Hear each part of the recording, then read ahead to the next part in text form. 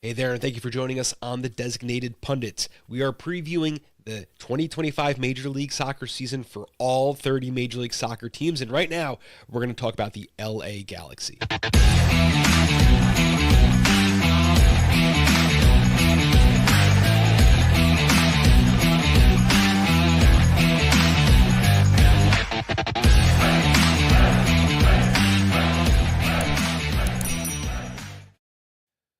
Bob Ventimiglia here with Scott Omer. We are two hosts of the Designated Pundits. Make sure you find us on your favorite podcast platform. Just search the Designated Pundits. You can go to thedesignatedpundits.com or youtube.com/at the Designated Pundits. Today, we're talking about the LA Galaxy with Josh Guesman. You've heard him on Corner of the Galaxy podcast. Josh, how you doing today? Scott, thanks for having me on. Doing well. Getting ready for preseason. Everything seems like it's ramping up way too fast. Weren't we just playing games not too long ago? Is it just me? Maybe it's just I don't want to talk about that last one. We won't. You don't have to count that one. Galaxy fans will count it, but you don't have to count that one. The offseason does go quick though, doesn't it? It goes quick. It seems like it never stops, especially if you run later into the season. I'll tell you, if you miss the playoffs, the offseason can be a long, lonely place to be. And the Galaxy certainly have some experience with that. But hey, ran one back this time. So we're happy to see about what 2025 has in store, though. That's of course true, but one of the good things is that our season previews are not in the order of standings, it's in order of team readiness. So if you're on in one of the first 5 or 10 shows, we think we have a team cooked up here that's going to be ready for the Major League Soccer season, or at least close enough that we can preview it without this show making us sound like fools in the next 2 weeks. Right. So we're going to start the show the way we've started every show so far, and I want you to tell us your favorite memory from the 2024 season. This one is kind of wasted on Galaxy fans. It is. It would be lifting. It would be the LA Galaxy celebrating lifting their 6th MLS Cup, a 2-1 victory over the New York Red Bulls. If you want to stretch that out, that whole playoff run was actually a pretty special thing to watch, especially for a team that was told that the defense wasn't good enough. That all they could do is score goals, winning 1-0 over Seattle in the playoffs, and sort of proving that to be a much different. The Galaxy were a different defensive team in the playoffs, and now we get to see if that stretches to 2025. But when you lift a cup, that has to be the memory. Very interesting, because the Red Bull, who made it on from the Eastern Conference, were also a completely different setup defensively throughout their entire run. And while they'd been mediocre much of the season, man, they were on fire through the course of the playoffs. Of course, some strange illness overtakes the leading center back, and we get what we get. 2 goals in the first few minutes of the MLS Cup, and then that's really all Galaxy needed. They were set up defensively. They let a goal in, and Red Bull's knocking on the door. Could have been a penalty, could have been some foul. We're not going to talk about that. We're going to talk about the LA Galaxy 2024, which we have to recap. 19-7-8 record, 69 goals scored, 50 goals against, which leads to a +19 goal differential. They were 17-3-1 at home, but the one gets an asterisk. That was a count it as a home game. Rose Bowl, July 4th against LAFC, loss. 7-4-7 away. That was pretty mediocre. They beat Red Bull 2-1 to win MLS Cup. Anything else from the 2024 season we need to recap, Josh? No, the home undefeated streak, right, and outside of the Rose Bowl game, was extremely important to the LA Galaxy's success. As you point out, the 7-4-7 away is nothing to really jump up and down about, except that you can look at that and say, 14 out of the 21 games that they played on the road, they ended up getting a point or better, which is still something to do, and it really helps whenever you're able to win a lot of games at home. So that was very important to what the LA Galaxy were able to do last year. Love it. And yeah, that's exactly it. Not only is it a home unbeaten streak, it's a home unbeaten streak that only contains 3 draws and 17 wins. That truly is something special. And I did like the fact that we could always just kind of, on the betting show that I'm part of, hey, LA Galaxy, are they home? Yeah, let's see what we compare that with. LA Galaxy and over a goal and a half. Like, let's see if we can bet on that. It was just like clockwork all throughout the season. Scott?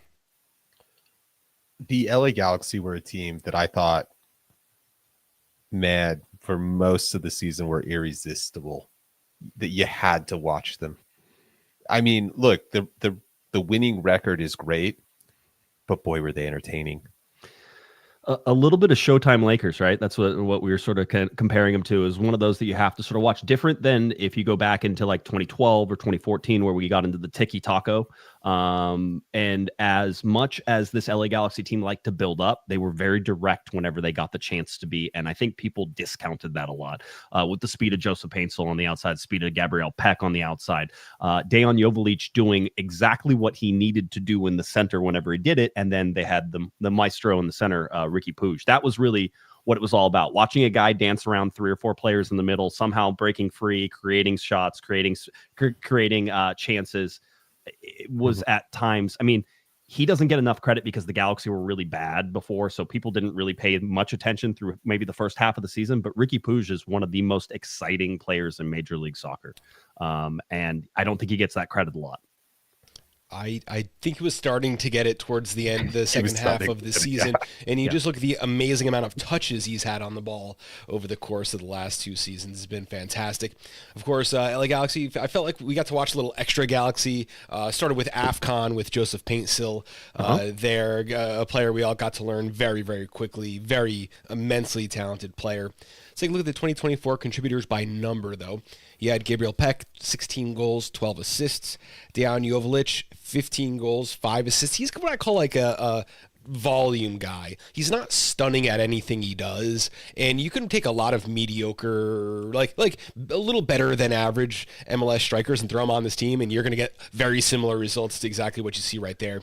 Ricky Puig, 13 goals, 9 assists. I don't think that even tells half the story on what he contributes to the team.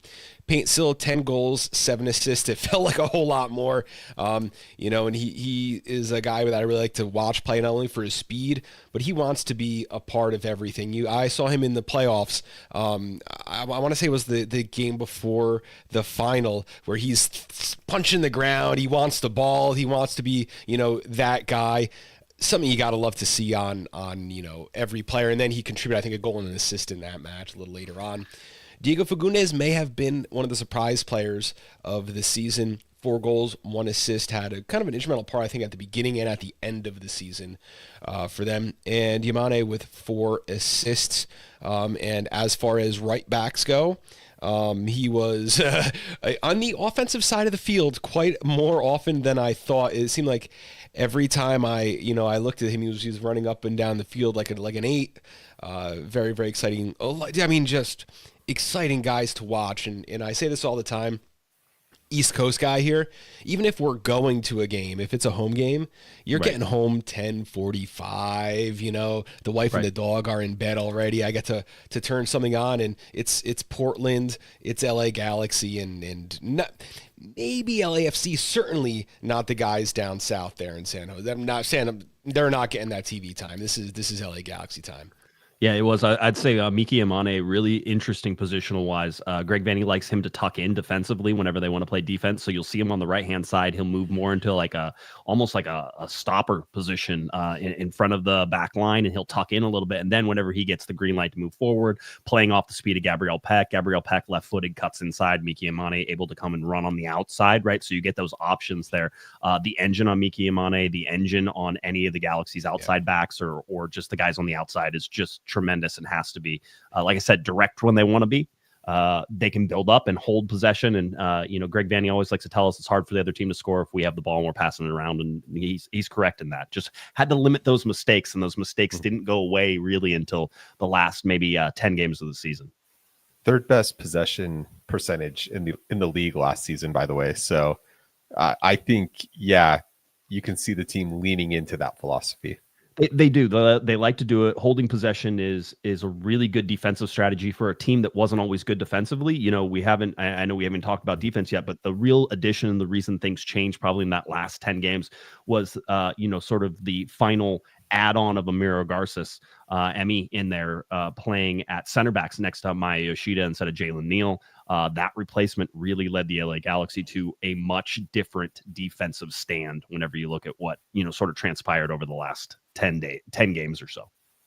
Well, let's talk about the last 10 days, because we found some of those players a little bit expendable, players outgoing.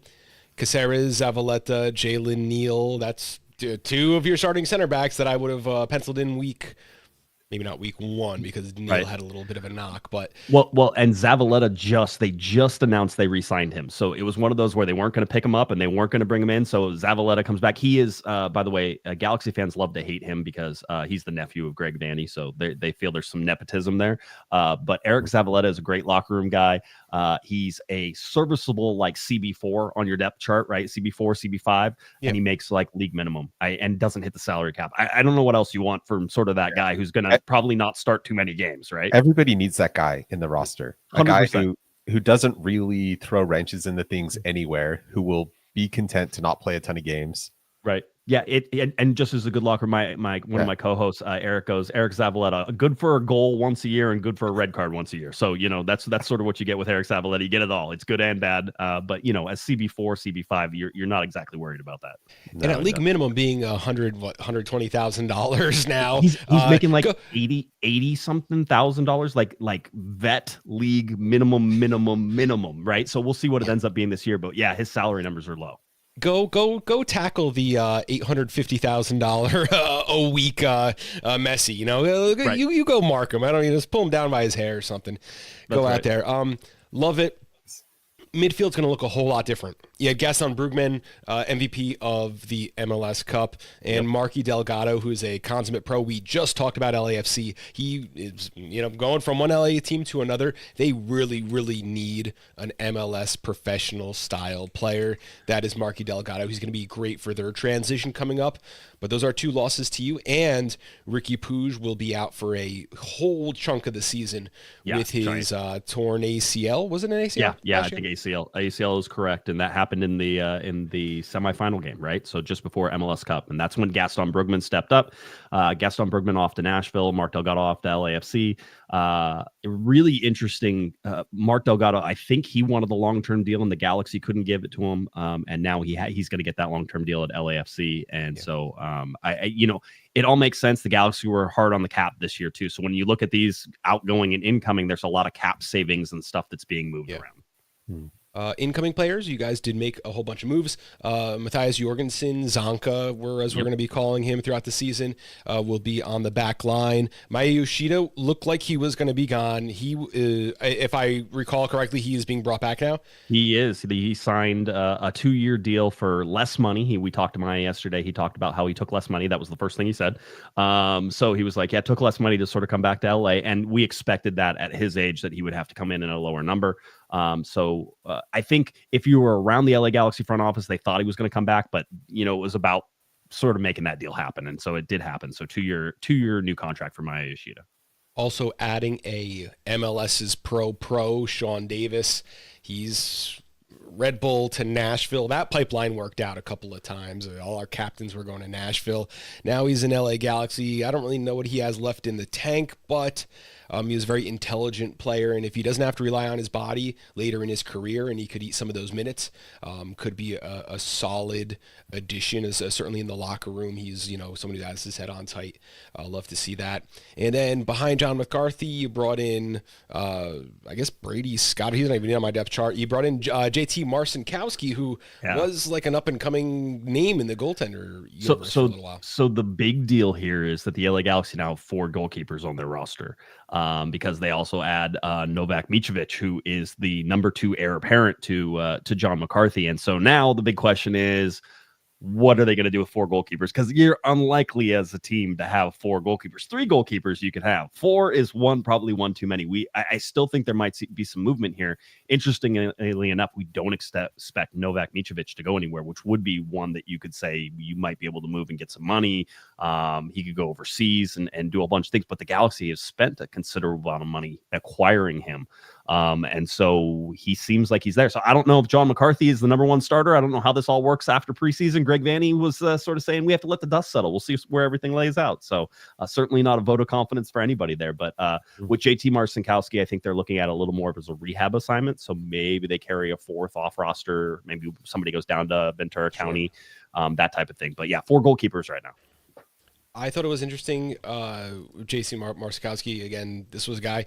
I would have argued John McCarthy is not good enough to win MLS Cup, but he just did that. So I think that, plans on sending him out might be delayed for a little while. It's certainly a position that the Galaxy could upgrade, and I don't think anyone would really bat an eye at that, right? Yeah, it is. I will say that I was severely impressed with John McCarthy down the stretch.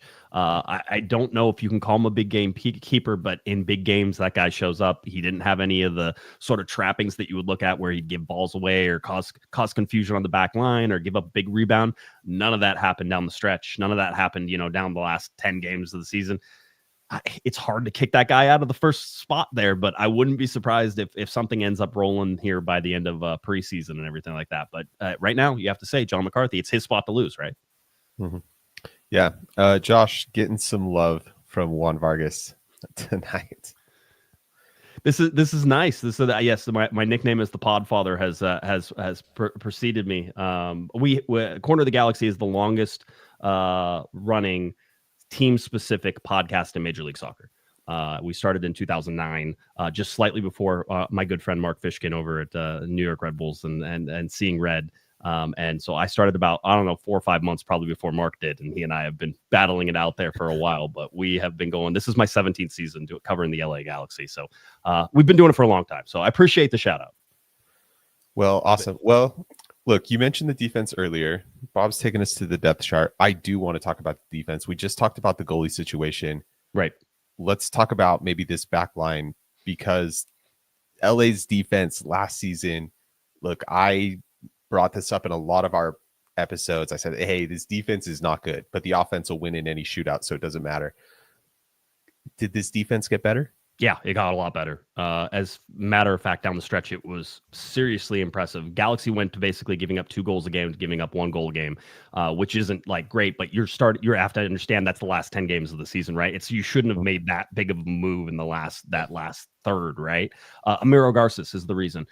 Young kid, extremely aggressive, has speed for recovery like you wouldn't believe. This was an interesting signing. Whenever they signed him, they had him on loan. As soon as the loan was announced, the next day they bought him, right? So it was one of those, they had a purchase option. So they said, yeah, we're going to put him on loan. And so they put him on loan and they said, no, we're buying him, and we're buying him right now. And this was a guy who sat on the bench for a little while, paired next to Maya Yoshida, comes in.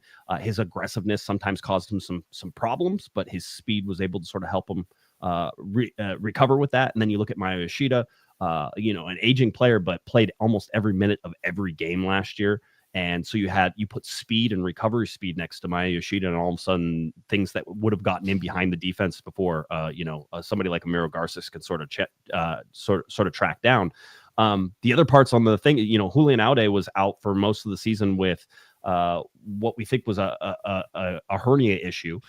Whenever he finally came back, he still wasn't 100%. And so John Nelson, who, if you started the beginning of the season, you said John Nelson was going to be the best left back the Galaxy had in the season, people in St. Louis would have said you're an idiot, right? I mean, this is a guy who didn't play well in St. Louis, who they didn't play so well. They decided to bench him the last part of the season because they didn't want to make sure he had no performance clauses that would trigger a contract renewal, right? So they sat him on the bench. He basically didn't play. So then LA Galaxy, Will Kuntz go, yeah, John Nelson will be a great backup for us. A guy who really you would never expect to get into the offense, not really an offensive guy, just more of a plain butter, sort of defender on that left side. The guy comes in and all of a sudden he's in on the offense. He's doing all sorts of things. He hit a banger goal. Greg Vanny scratched his head afterwards, said, I've never seen that in training, one of those. So it's interesting to see. I would say that Julian Aude, because of the money they spent on him, is still going to be your number one on your left-hand side there. But I certainly think it's a toss-up between John Nelson and Julian Aude. But we'll sort of see how that goes. And then, you have Zonka, who's sort of backing things up. I do think this defense could be better. It depends on, really where they get. They sent off Jalen Neal to Montreal, who was one of their up-and-comers.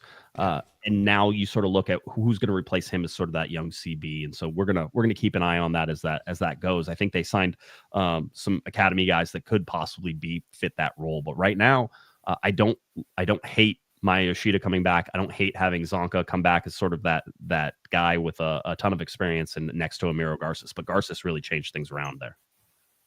Absolutely. Now, this depth chart is, just a little little put together, not from someone in the know, not official, as you see there by Maya Shudi's jersey being a different color than everyone else's. There are even some players, like I think VV is gone now. He's still on the. Let's talk about 6 month loan, for Gino Vivi again. But yeah, go ahead. Let's move up to talk about the midfield. You guys had kind of played with a 10. Is that what's going to happen this season now with Ricky Puig being out for a huge amount of time, and that's a huge number of touches? Do you think the midfield shape changes, and what is your best pairing here? I would say early indications from Greg Vanney are that while I don't think it'll change shape, I think it'll change priority, right? He talks about how they created a lot of space in the midfield for Ricky Puig to go ahead and dance around and do his chance creation, right? And breaking tackles and doing all those things. He goes, we don't have to be that open. Like, we don't have to invite that much space into the midfield. And a lot of times that space would bite him. He goes, certainly looking at stuff with Edwin Cerrillo in there, who was a real revelation last year playing in that 6 role. You could even see something in a double pivot with Edwin Cerrillo and Sean Davis coming in there and sort of doing dual back and forth 6s. And then you could figure out if you want Diego Fagundes up there or want Marco Reus. I mean, I think a lot of people are going to get on Marco Reus as not having a huge role in this team, for even the half of the season that he played. The thing is, I don't think the Galaxy expect him to have this giant role in the team. They want him for certain things. They want him when he's healthy, then he'll play him. And he's Marco Reus. He's a very good player and he will play well, but they're not going to count on his minutes and his legs being there. So I think you're looking at Diego Fagundes there. I think Marco Reus and Diego Fagundes will sort of switch off in that role. And whether or not you see 2 6s or 2 8s, or maybe even a 10 right in there, is certainly going to be something that we'll be watching in the preseason to see how it goes. But I don't think the formation changes. I think it stays the same. It's an interesting one. Without Ricky in that midfield, stuff has to change because you probably just don't. There isn't a like for like that's going to come in and do what he did, but it does solve other problems because as you mentioned, like creating the space for him to do his thing also does leave you more exposed to times. So yeah, this will probably look a little bit different. Do you see maybe like, the midfield being a little more closed off adds a little defensive solidity, but maybe do you see some of that like chance creation maybe not happening? Do you think the offense might suffer with a slightly different midfield? Not just suffer, maybe suffer, wrong word. But no, I mean, do I think they're going to score close to 70 goals again? No, I don't think they're going to score close to 70 goals. That was a tied for LA Galaxy record in the modern era. They do look like they're going to add another piece in the midfield, and that's Lucas Sanabria has been rumored, and they acknowledged involvement and that talks were progressing, basically to bring him in. He's more of an 8, but maybe a little more of a play-creating 8. People will call him a defensive midfielder. That's certainly what everybody wants to link him as, but as I've talked to the Galaxy, they see him as an 8 and something like that. They think Diego Fagundes can be that creation guy. They think that Marco Reus can be that creation guy. So they don't think they have a problem. They were even talking about Edwin Cerrillo pressing more forward as an 8 instead of Sean Davis being an 8. Sean Davis more as a 6, right? So I think they're going to have to figure it out. But yeah, I mean, I do think it's going to hurt. But Joseph Paintsel was telling us, he goes, it doesn't matter what they do, because everybody said, the Galaxy have a target back. And Joseph is usually a pretty outspoken guy, so it's always fun. Joseph Paintsel says, it doesn't matter what they do, I'll still just run in behind them. Like, he's like, he's one of the fastest players in the world playing soccer.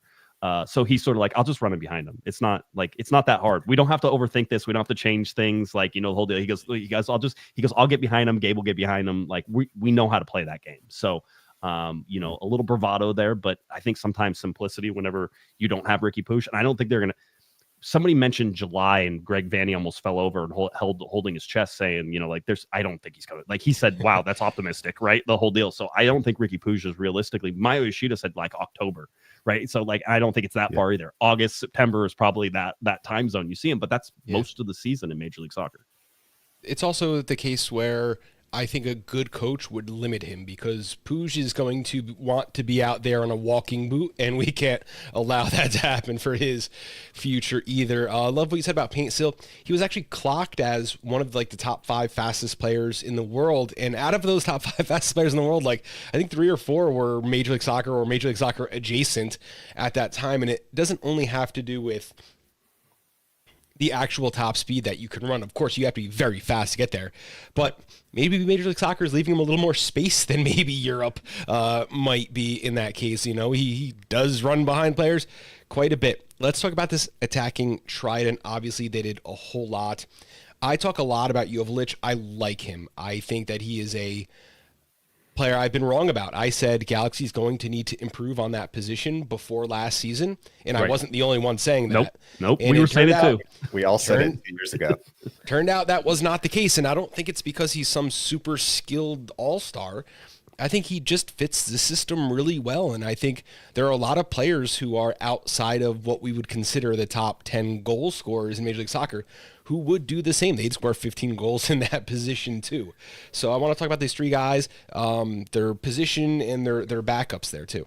Yeah, I mean, looking at Dejan Joveljic, I will say, and I do put some credence to this, Bob and Scott, I think we could all score 5 goals, at least, just all three of us, if we went and played for the LA Galaxy with Gabriel Peck and Joseph Pates.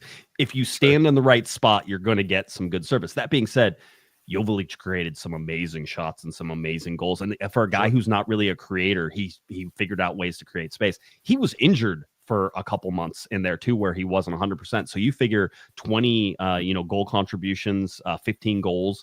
He probably should have had 5 or 6 more if he would have stayed healthy, right? So this is a guy who may have been on the leading edge of the Golden Boot had he stayed healthy for everything that he does. You don't have to be technical if you are Dejan Joveljic. You just have to finish the shots whenever they come in, right? And that's what he did at a pretty good thing. Miguel Berry started out as sort of the laughing stock, who's his backup, who has the laughing stock. Atlanta was like, yeah, thanks for taking him, blah, blah, blah, whole deal. Yeah. Miguel Berry is such a great locker room guy. So I'm going to say that. And people hate it whenever you say that somebody's a good locker room guy. But when he came on to the field, he had a defined role, which was the Galaxy are winning and I shouldn't have to find a goal. So I will just be a pain in the butt and I'm going to find some stuff. And then he got one of the ties against Real Salt Lake. He created the space. He created the final shot. He put it in the back of net. By the end of the year, he was one of the clubhouse favorites. Everybody on that team loved Miguel Berry. And so everybody basically got to talk at the celebration, but they made sure Miguel Berry got to talk at the celebration. Like those guys are like, this guy earned it. We love everything he does. He had 4 goals. It's not 3 goals, something like that. It's not like he had this huge contribution.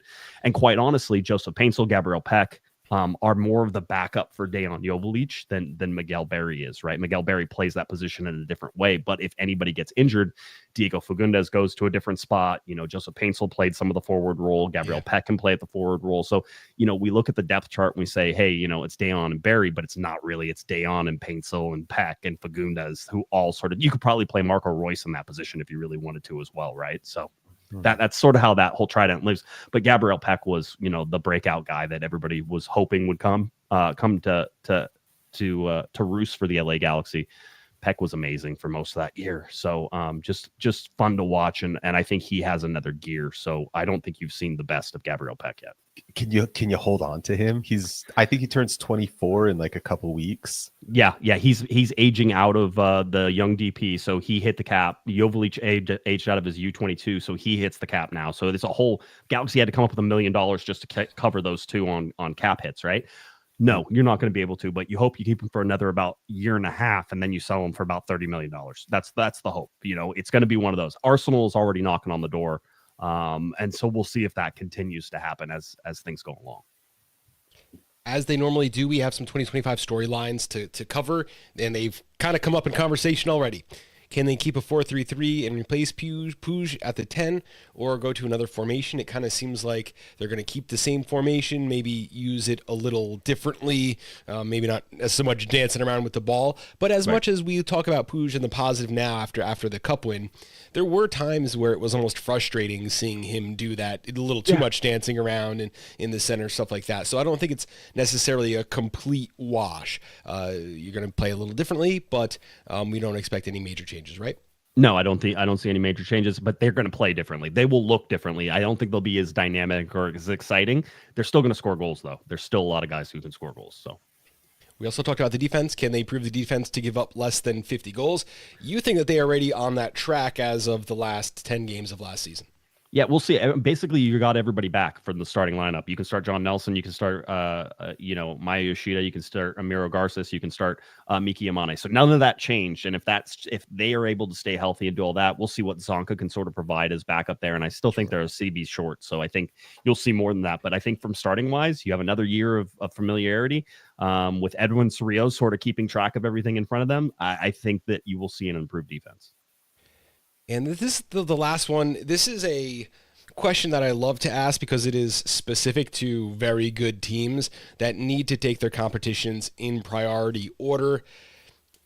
I always say that supporter shield, as much as people always say, oh, it doesn't matter to us, the most important thing is unlocks the home field advantage through the playoffs. So if you had to put in order, what competitions are the Galaxy going to be focused on? Yeah, it's MLS Cup. And I think if you were around for the Bruce Arena years, you would not be so foolish as to think that they would be focusing on anything else. That is the thing that keeps coaches in jobs, is winning MLS Cups. Now, how do you get there? Greg Vanney loves to compete for supporter shields. He says if you're competing for a supporter shield, that means you're a pretty good team, right? So, I mean, it's one of those, it's a byproduct of being dangerous. But ultimately, the Galaxy will, and certainly with Ricky Puig missing, they're going to have a hole in the roster. They're going to prioritize making the playoffs. And I know that sounds crazy for a team that just won an MLS Cup, but this is MLS and you get punished for success. They've had to move out pieces. They haven't been able to keep everybody they wanted to. This team sort of has to learn how to play together without Ricky Puig and how to be successful on that. I think it's going to be a lot harder than they're gonna find it. Right, last year was a bit of a fairy tale for them. So no, it's going to be MLS Cup. If you look at that, after that, it's going to be CONCACAF Champions Cup, the CCC, and then you're going to look at Leagues Cup, and Supporter Shield is just a byproduct of playing games. Greg Vanney likes to play games. He makes sure that every game counts. It's a byproduct. It's not necessarily, the goal is for us to win Supporter Shield. No, you play well, you get a chance to win a Supporter Shield.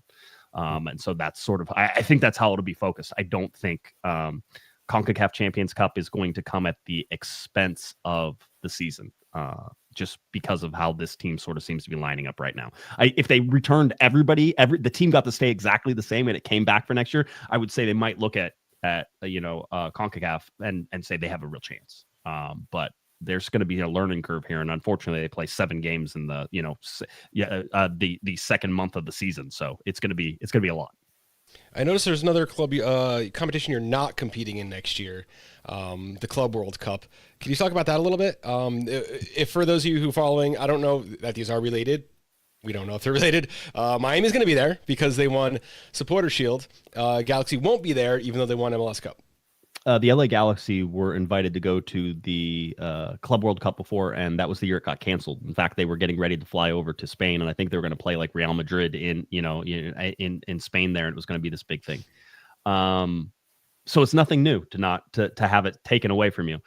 It's MLS, and as a matter of fact, it's not even MLS, but it's FIFA. And FIFA saw the chance to have Messi playing a game, and gosh, you can't turn down that payday, right? So they change everything around. Yeah, it is what it is. I don't think any Galaxy fans are overly really that upset, but wait till the Club World Cup starts playing, and Miami gets bounced in the first game, and then everybody's going to be like, hey, that could have been the LA Galaxy getting bounced in the first game. So It's also one of those for Peck, like, hey guys, I was gonna showcase what are we doing here, guys? It could have been. What could have been?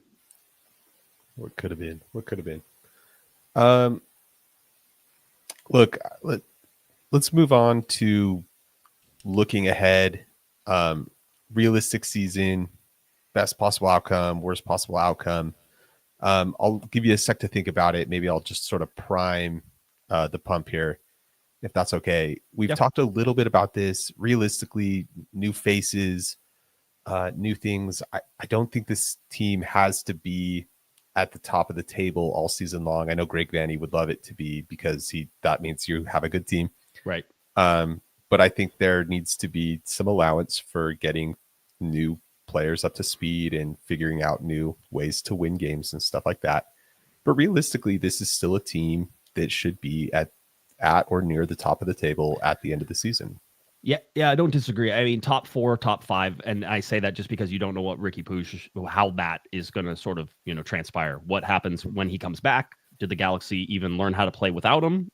If they don't figure out how to play without him, then you talk about the worst possible outcome is the Galaxy miss the playoffs, which would be fun after winning an MLS Cup. But if I imagine that they can figure out how to play without him, they did last year.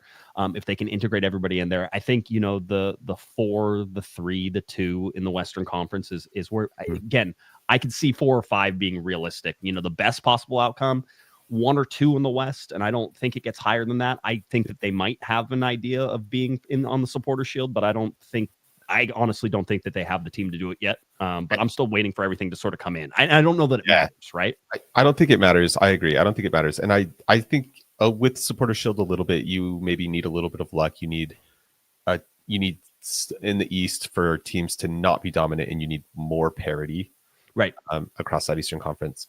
Yeah, and so I think that those every outcome is sort of there for the Galaxy, which sounds like I'm sitting on the fence, but it's very much unknown. I mean, even Greg Vanney was sort of saying we got to let the dust settle. He's like, I don't know what this team looks like. Will Kuntz is sort of like, we have some other things happening. Like there's a couple more additions, and maybe that solidifies things, but I still think there's some departures.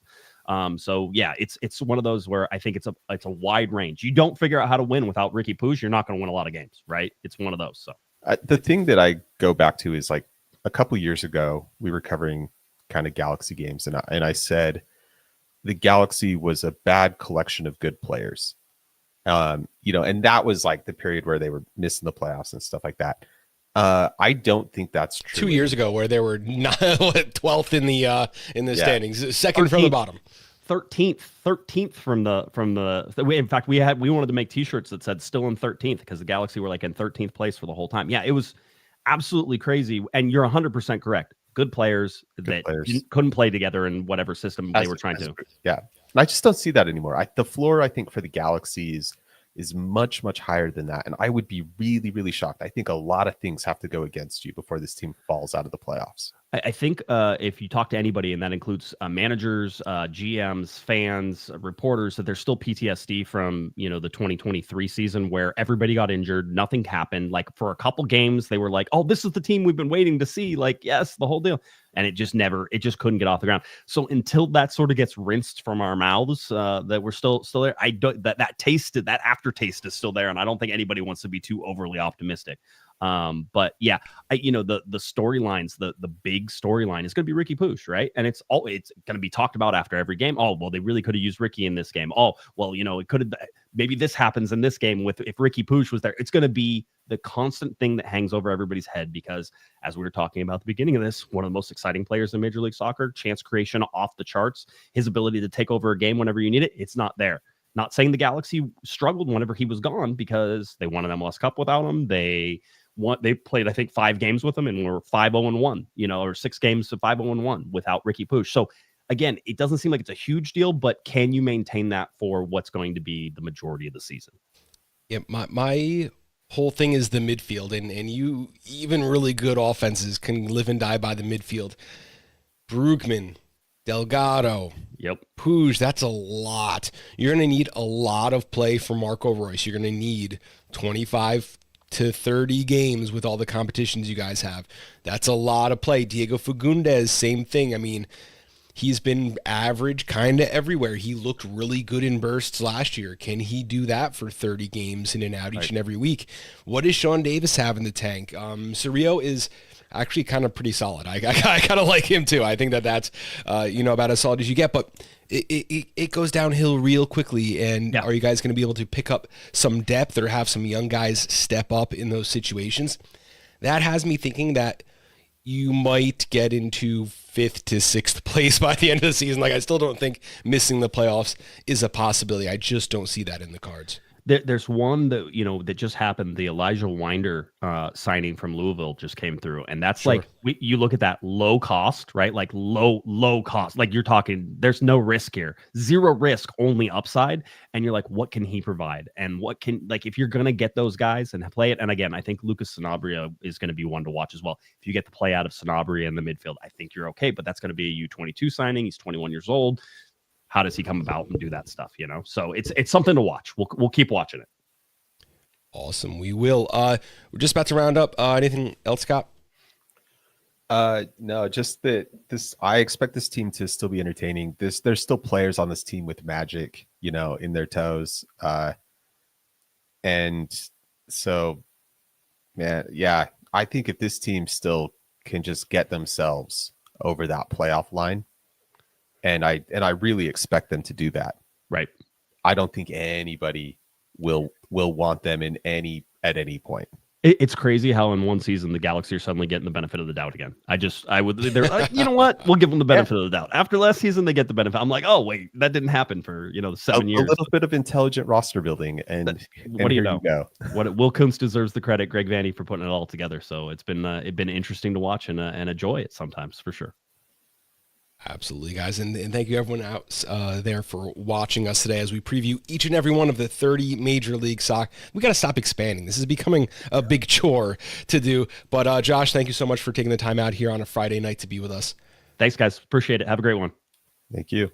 And thank you everyone for tuning in at home. Make sure you go to thedesignatedpundits.com, youtube.com/@thedesignatedpundits, or just search The Designated Pundits on your favorite podcast platform. Thank you for being there with us, and thank you for checking in. Have a great night.